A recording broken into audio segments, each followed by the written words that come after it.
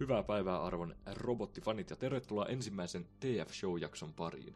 Tämä on siis sarja, missä me käsitellään kaikkea Transformerseihin liittyvää, oli ne sitten elokuvia, pelejä, sarjoja, sarjakuvia, leluja, kaikkea tuolta väliltä. Ja tämä ensimmäinen jakso me aloitetaan tämmöisellä aika isolla uutisella itse asiassa, että huhujen mukaan Michael Bay on palaamassa Transformers-elokuvien pariin hänen 8 vuoden taukonsa jälkeen. Eli siis vuonna 2017 hän julkaisi viimeisen Transformers-elokuvansa eli Transformers The Last Night, mutta nyt vaikuttaa siltä, että paluu on mitä luultavimmin tapahtumassa, mitä luultavimmin ihan tässä seuraavan 4 vuoden sisällä, ja nyt pureudutaan tähän asiaan vähän paremmin.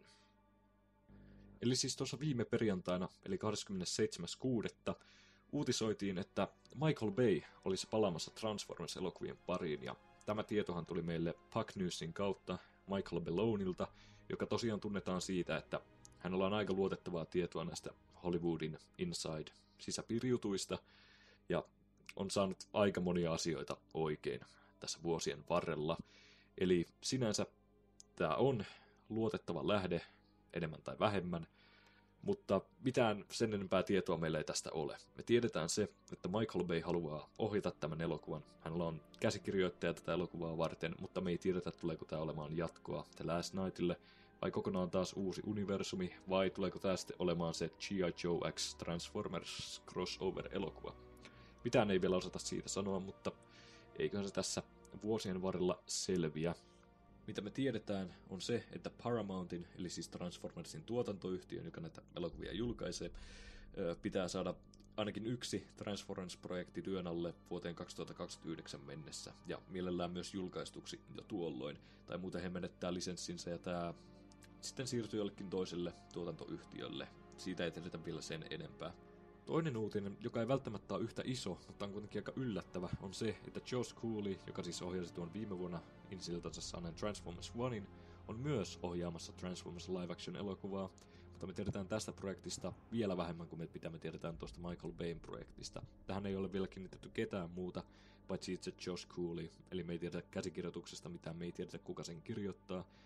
Voihan se olla, että Josh Cooley tekee senkin itse, saa nähdä, mutta se me tiedetään, että Transformers Oneille tämä ei kuitenkaan tule olemaan jatkossa. Tämä tulee olemaan kokonaan live action, ja valitettavasti Transformers Onein kohdalta jatko-osan suunnitelmat on varmaankin haudattu aika 100%, ellei käynyt tosi hyvin.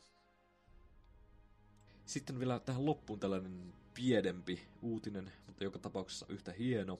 Eli huhujen mukaan Robert Kirkman, joka siis tunnetaan muun muassa The Walking Deadistä tai Invinciblesta, ja tällä hetkellä myös Skybound Transformersista, olisi saanut myytyä idean eteenpäin Skybound Transformers-aiheisesta TV-sarjasta. Ja tämä TV-sarja sitten näillä näkymin tulisi tuonne Amazon Prime suoratoistopalveluun, ja mun mielestä tämä kuulostaa aivan mahtavalta. Mun mielestä me tarvitaan uusi Transformers-sarja, joka on tällainen vähän ns.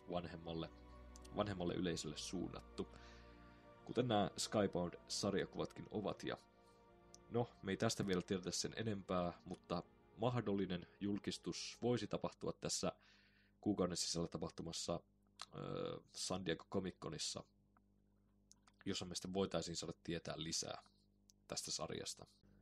Mutta siinä tällä kertaa kaikki uutiset Transformers-elokuvien tulevaisuuden saralta.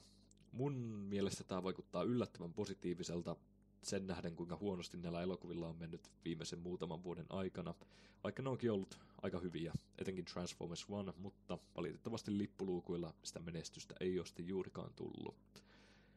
Kirjoittakaa kommentteihin, että mitä mieltä te olette tästä, että pitäisikö Michael Bayn palata takaisin ohjaajan pallille vai pitäisikö ne ajat jättää jo taakse ja löytää vaikka joku Guillermo del Toro ohjaamaan nämä elokuvat.